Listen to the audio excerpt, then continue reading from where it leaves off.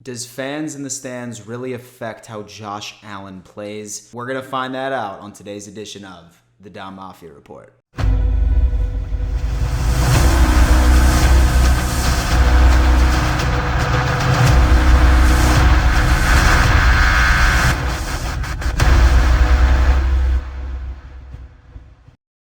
Yo ho ho, Dom Mafia. Welcome to yet another edition of the Dom Mafia Report. As always, your host, Dan Mitchell. If you're new here, I am a Buffalo Bills and NFL YouTuber who puts out as much content as humanly possible. If that's your cup of tea, I highly recommend subscribing and joining the family. Ladies and gentlemen, you did read that title correctly, and you probably noticed a bit of a pattern because you've heard me say this take several times, and you've heard several other creators, newsheads say this. With the 2021 season approaching, the question remains, can Josh Allen put up the exact same season as he did in 2020 when there's actually going to be fans in the stands? We all know that he balled out.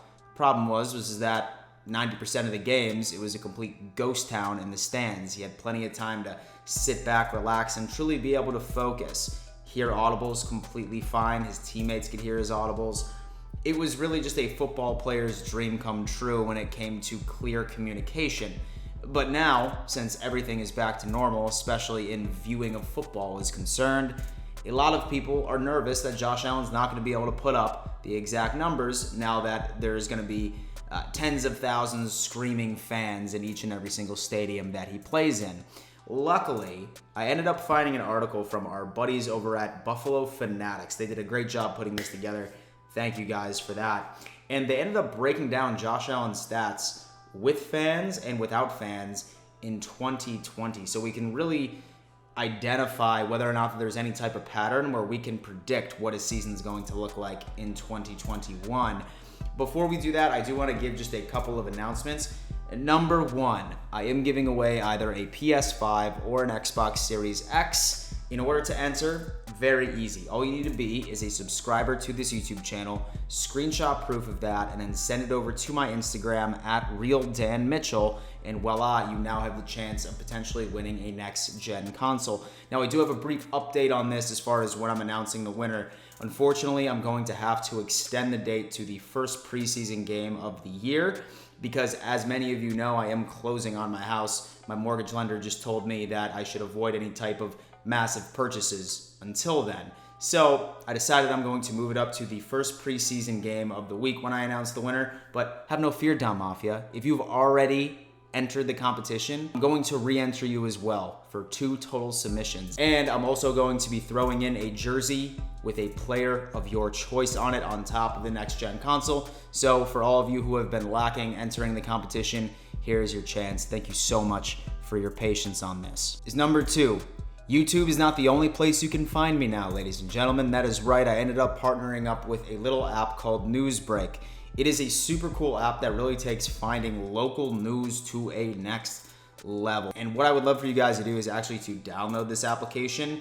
It actually directly supports my channel as well, as long as you're downloading the app via the link that I'm providing in my description at this point. So if you haven't got me a birthday present yet, there you go. But seriously, I highly recommend checking it out. It gives you local news like none other, and I'm thinking about even putting up some exclusive content on that app alone. So you're definitely gonna wanna be there and subscribe to me on Newsbreak as well.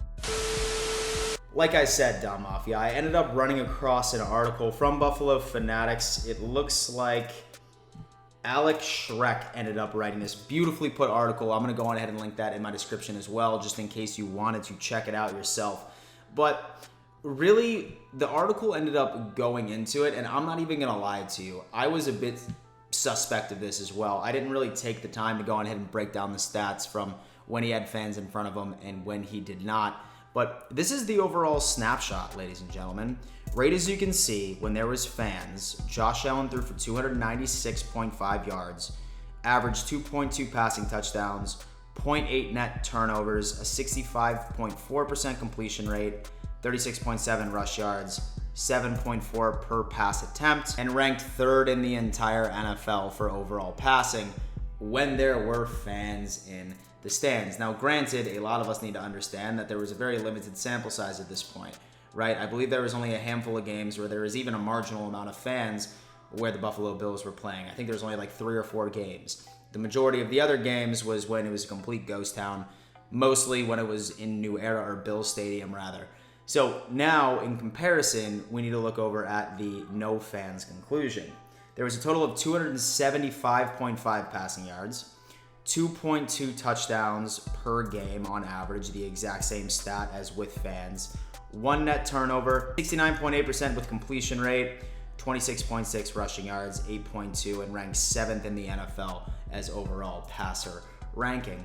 So really, ladies and gentlemen, this is the big difference that I see at this point, is Josh Allen seemed to be a little less accurate when it came to fans being in the stadium, but he threw for more yards. And when there was not fans in the stadium, he was slightly more accurate, but he threw for less yards. So at the end of the day, when you look at both of these stat lines, and granted, this is a very limited sample size because there were so few games where we could actually pull stats from, and be able to make a reasonable conclusion. But at the end of the day, I really don't see much of a difference at this point. If anything, I'm a lot happier with his numbers when there was fans in the stadium. Still throwing for 65.4% completion rate and ranked 3rd in the entire NFL when there were fans in the stadium. I really don't foresee this changing Josh Allen. What he did in that offseason leading up to the 2020 season, leading up to 2020, was obviously enough, right? It wasn't the fact that he was dealing with quiet stadiums where he was able to focus. It had to do with he was growing as a quarterback. He fixed his mechanics. He worked on the things that he considered to be a weakness in years previously. So at the end of the day, I don't think that this is going to affect Josh Allen at all. I'm interested to see what's going on, especially since now virtually all stadiums are going to be at 100% capacity, screaming crazy fans who haven't had a live football experience in over a year. So we shall see. But as far as the stats are concerned, I really don't think that we should be worried whatsoever. Do me a favor, leave a comment. What do you think about this entire situation? Should we be worried about it, or did these stats and did this article convince you otherwise? Dom Mafia, thank you so much for tuning in to yet another edition of the Dom Mafia Report. And before I let you go, always remember, let's go Buffalo.